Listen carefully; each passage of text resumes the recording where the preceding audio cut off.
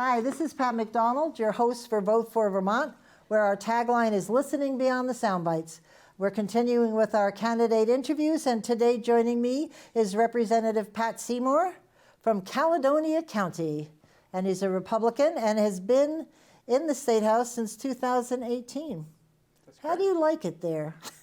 I really enjoy Do it. you? I think there's a lot to be said about this legislature and this state, in that there's Republicans and Democrats, and I love with our Zoom calls, we're there and we have these bitter floor arguments, and then we go off live and everyone says, hey, you going golfing this weekend? How the heck are you? Nice. Very casual, Listen. but still very serious. Well, I like the Zoom calls because I can listen, and whereas you have to be there in person, and sometimes those rooms get so darn crowded, it's like really uncomfortable. They certainly get crowded in my committee. Oh, I bet. Well, you're judiciary, you told me. Yes. And you've had some dandies. We should. If I had known that, I would have. Those are my three favorite topics. Oh, yeah. I try not to talk about them too much because I get all yanked. But anyway, would you introduce yourself to our audience and let me stop talking? I'm Patrick Seymour. I'm the representative from Sutton. I'm the first representative from my town, and since the 60s. Oh, wow. I succeeded Dick Lawrence, and I represent the other towns of Linden and Burke. Right. Which my seatmate, I have a seatmate, I serve with Marty Feltus, who I have immense respect for, very economically knowledgeable. Always says I ought to put Linden first on my signs, but I can't help but keep putting Sutton first. Aw. Yeah, It's your hometown. It is my hometown, and there was a report in the Caledonian Record right after my election win last time that had it not been for Sutton, I would not be the representative, because I was losing. It was a very close race, the closest race that has ever happened, because 2 years before, in 2016, I ran as a Democrat, and then I was a Republican, and people still don't want to vote for a young person, regardless of their party affiliation. Especially if you change parties. That's a dandy. That's cool. Good for you. Is that Cola Hudson's old? Yes, and we always remember Cola fondly. I read the, was it John McDonald? John McClary? No, the one that wrote the John, yes, he was on the show talking about his book about cola. Yes, yeah. And that was John LaBarge. LaBarge. Yeah. And well, I thought that was he and Cola Hudson was a representative for forever, and he was he would say things and they would become legend. And John was sort of like the son he never had. They were just inseparable, those two. And I was in the book. Yeah. Yes, did you know that? Because I took Cola, I called him Cola Bear. I took a bear was Cola's dog, and they wanted to put him down, and I was like, no way. And so I called my husband, tears in my eyes, and oh my God, so we brought the dog home. He was 14, and we kept him for a couple of years, and I just cherish every bit of it. We had him cremated, and we brought him up to I shouldn't probably get arrested for this. We brought him up to where Cola was buried, and I brought a plant with me, and we dug the plant, and then we put the ashes under the plant. Yeah. So, well, I actually planted a flower up there myself. I won the Cola Hudson Scholarship. Oh, you're kidding. At Linden. Excellent. Good for you. And that was all part of I was not a politically involved person. A lot of the other young people I served with in the legislature, they were activists, or they had traveled or something. I'm just some farm kid. That's good. I was just telling the gentleman we just interviewed before, I'm so glad to hear about people bringing up farming, because it needs some help in this country, in this state, for sure. It's just desperate. I feel so bad. It is in poor shape, and of course I sit next to Rodney Graham, who was the last member of the. Yep. I think we're probably going to pick up another dairy farmer. Oh, are we? Good. He's from Danville, and I don't know that race at all, but it seems like there's a lot more of his signs than the other person. Because we need that wisdom. Yes. And farmers have, in my mind, a different kind of wisdom than others, perhaps, because they look at the reality of what happens. I mean, they just have a different way of looking at things, and you need that in the State House. So good for you. Yeah. So when you were in since, let's see, 2018, that's one term, what do you think you accomplished that made you feel good about, and what are you talking to your constituents about now? What needs to be done next year? Well, I think one of the things that I was proudest of, and I didn't know I was going to be proud of it when I got elected, was the work we did in judiciary with some of the work on expungement. Before I got in there, I didn't even know what that word meant. Oh, And I served with another person in there who was a new Republican, no idea what that word meant. right. And we both said when we got in there, this is not the committee we would have picked. This wouldn't have been the 50th committee we would have picked. And we got on judiciary and learning about the importance of, people's records. Right. If someone does something stupid when they're young and then the rest of their life, Exactly. it's hard for them to get a job. It's hard for them to. So we did some more work on expunging crimes and sealing records Good. of people who've done things that are now considered kind of minor, and Right. we'd rather see some reform than, Good, and that's good. it gets people working, which brings in tax Right, money. and we all have made stupid mistakes way back when. I mean, I remember way back when. not so far away than me. But I'm sure, not to divulge, but I'm sure you've done some things you wish you could have redone. There was some stuff in the legislature, I think, Oh. that I would have redone. Really? And not so much that I might have changed my vote, but that I was a very vocal first termer, Oh, were you? We were. Oh, no kidding. which of course That's they a tell, bad. they tell you not to do. Right. And standing up and criticizing 3 or 4 term legislators on the floor is Whoa. not necessarily the smartest. But Risky. they sent me down there to stir up trouble, and I stirred up some trouble. Good for you. Actually, that was when I worked in state government for 20 years, and then I went to the legislature, and I knew that first year, zip it up. And they were all waiting for me to stand up, but I did most of my talking in the cafeteria, in committee, and in the hallways, because, you need to, it's, even when you're watching the legislature from the chairs and the seats, it's different once you're in it and you realize how it all works together. Yes. And so you can't, ooh, you're lucky you're still here. Damn, I'm impressed. Okay, so with COVID, this year the budget, there's some money to tidy things up with at the end of the year, but I understand in 2022 it's going to be bad. It's going to be a little Few names lean. came into my, just it's going to be tough because you've got the pension, 4.5 billion. You've got higher education, which I still can't get a handle on what's happening, and Lake Champlain and a few other things. What are you prepared to do? And maybe suggest to people that, and there's a whole big thing about prisons, which will fall in your lap, Yes. about, do we close them? Do we close the one in Chittenden? Do we bring them home from outside? How do we save money in the prisons? Yeah. So what do we do with all Well, these debts? I can tell you we have a lot of, what's the term for them, that we have to, That you've got to pay for? Yes. Oh, right. things like the Lake Champlain thing. Yep. To get the money that you need from the federal government Right. to do things, you have to meet certain goals, or Right. you're not going to get any money Right. from the federal government. I am very lucky that my seatmate is so financially inclined because, and this is the disadvantage of youth, is I don't have a lot of experience. Yep. As always, I would always advocate for leanness in going forward. I Right. don't think that it's a good time to start playing around with pet projects. They call them pork in D.C., right? Yes, and I mean, there's even, we touched on earlier with the marijuana issue, and Right. that's really kind of iffy on me because there's a cost to implementing Right. legalization. Right. And I don't know as though in the first couple years we would make our tax money back. I'm concerned about that. Yeah, I don't see how, but there you go.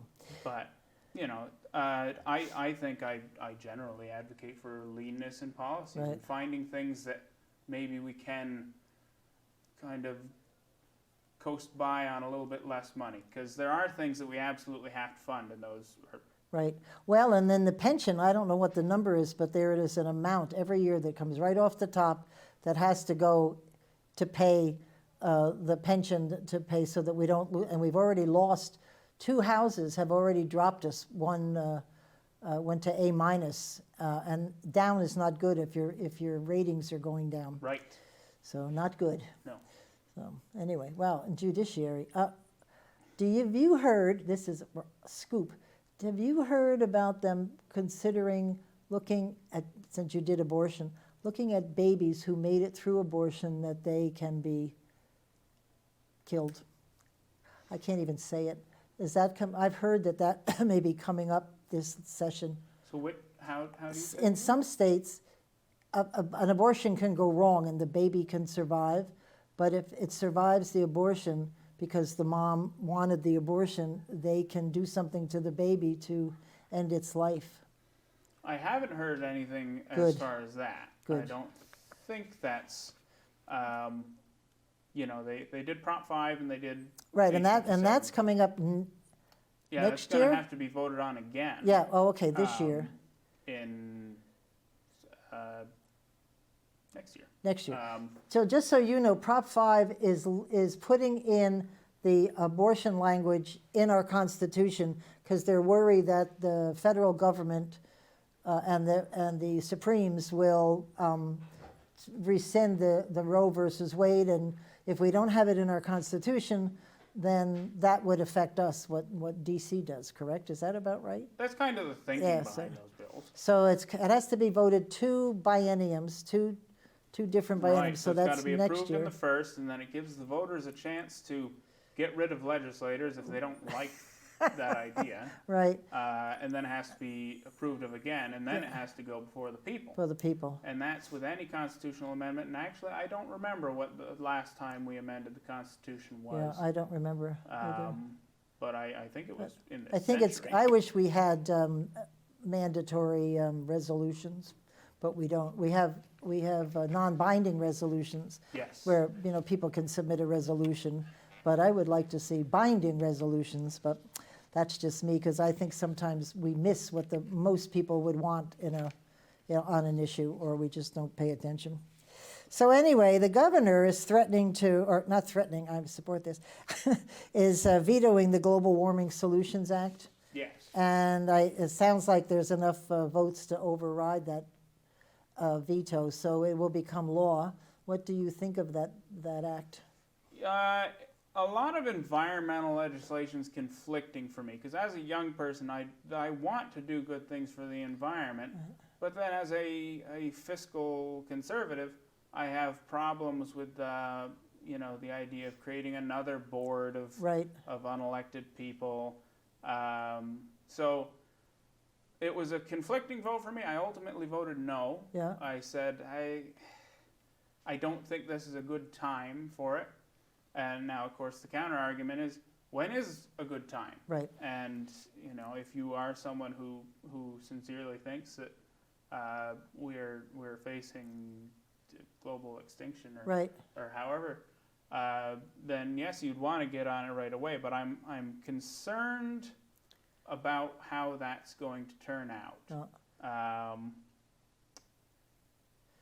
And I really couldn't tell you. It bothered me, and I was told by one legislator that it's not as big a deal as it may sound, because there's no monetary payment involved, is where people can sue the state, but it's really only to get us to do something we're already doing, so there's no teeth in it. Right, But and I didn't really understand that, because that part was in my committee. Oh, was and it? if there's no teeth and there's no financial Why benefit, bother? then why would anyone sue us? Right. And if there's no point in someone suing us, why put it in there? Right, exactly. But I just thought it opened the door for, like Pandora's box. Once you allow something like that, who knows where it's going to stop, because people can sue, but no sense inviting them to sue. That's sort of what I think, but anyway. So our governor, did we talk about the economy? Where the governor's saying about that the economy is not coming back as quickly as he had thought and others in his administration. And so what do you think he should be doing right now? Because he's extended the emergency order Right, and again. I know that that's controversial to some people. Well, I kind of support it. Something that my seatmate said, if you don't extend the emergency orders, then if something does happen, then you Right. can't do anything about it. He can't do anything about it, but the legislature can. Right. That puts it back to you guys. And that would be cumbersome, just getting everybody together and going through all that if it was really an emergency. Right. And rounding up legislators to do much of Especially anything. in the fall. Anyway, so what do you think about, say, opening businesses? And because we, what was it, VPR? Somebody had a map of the United States and all the different colors of, and the only green state in the entire map was us. I mean, is that cool? Finally, we're like number one. Well, we're number one in a lot of things that we Yeah. shouldn't be proud of. Yeah, well, that's true. I wasn't going to go there, but But I think it is good, and I think it tells a little bit. I mean, I see people out wearing their masks, Yeah. and you know, there's some people that simply aren't going to wear them, but those aren't generally the people I'm No, worried right, about. right. The people that are most worried are going to be following orders to Right. some degree, and I think that opening up what we've been doing is a good direction.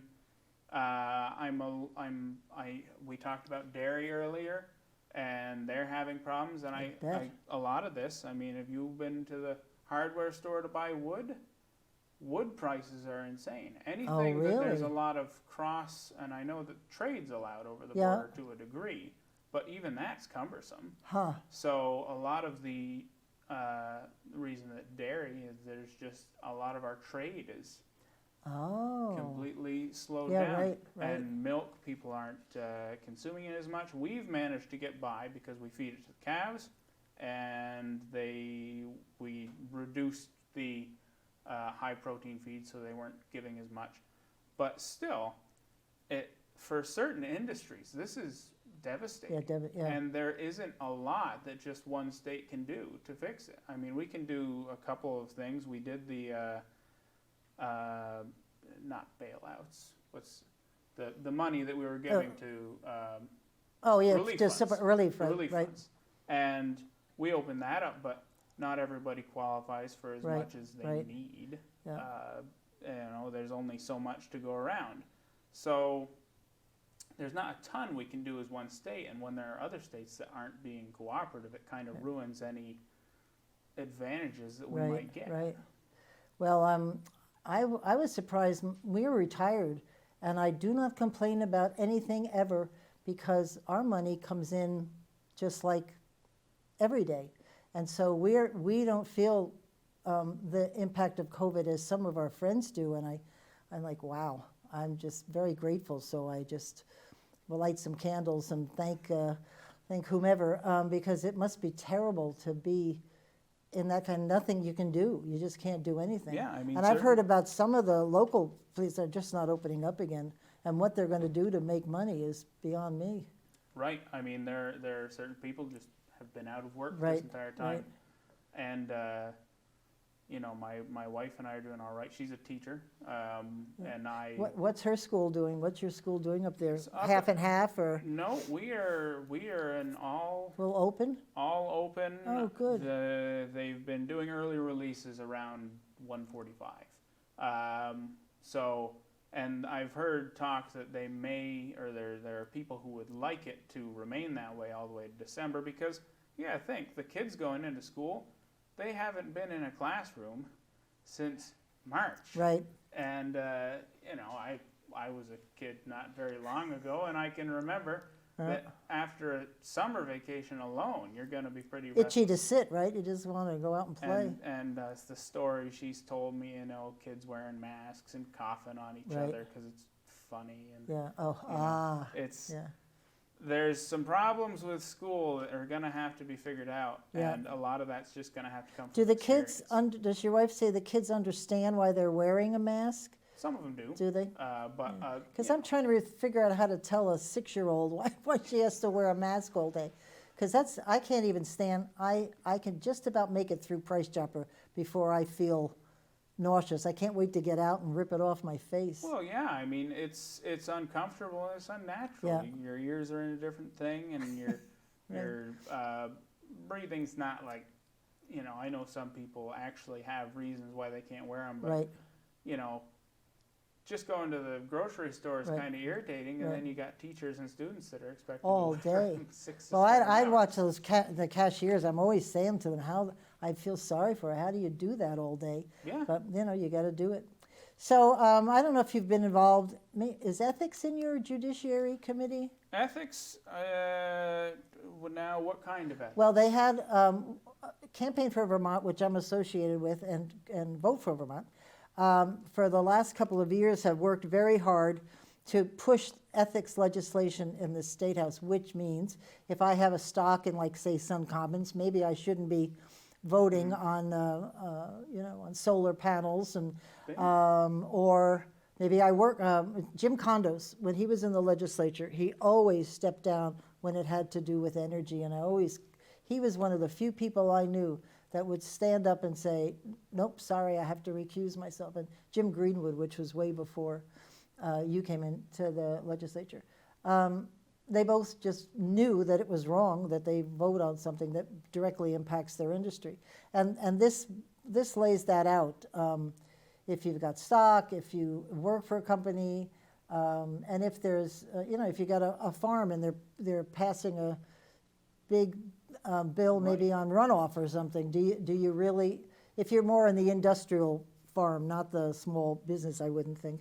But I anyway. think it would either be government ops, Sub-ops, oh, maybe. or possibly go right to rules, because we have the, what is it, Rule 75?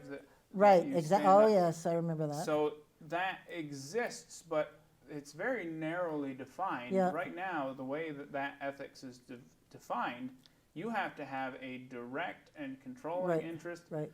And so, for example, there was a person in my committee, and he was a state trooper, and but he could vote on state employee salaries, right. because he wasn't the only person benefiting. Well, that's the from it. same. I always said, but there's so many teachers in the legislature, but I never had an issue with them voting on pension stuff, because that's like, you Right. know, they're one in a bazillion, so. But, you know, I think it is a good point if Yeah. and I'm not as involved in the farm Right. as I wouldn't consider myself in any conflict. But, you know, if you owned a business Right. or a grocery store, Right. and you were eligible for some of this CRF funds, Right, you have to You know, step down.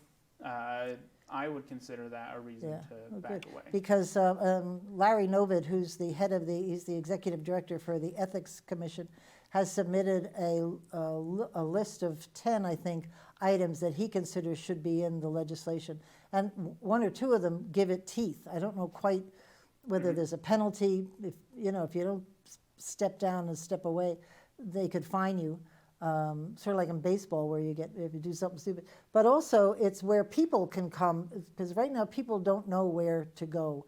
Citizens, if they really they see something that's not right, they can go to the ethics committee and keep some modicum of confidentiality and get their issues addressed. So I think Yeah. that's coming up again this year. So we're asking this question because of self-interest. Well, I mean, I think Flagrant. that there's certain parts of ethics I'd like a stronger campaign finance. Oh, for sure. Because, you know, I keep every receipt that I get and write Right. every cent down, and then there's people that don't even. Well, you were just telling me about that guy who just stepped down. Was that? Oh, no, it was a guy. I was interviewing a candidate.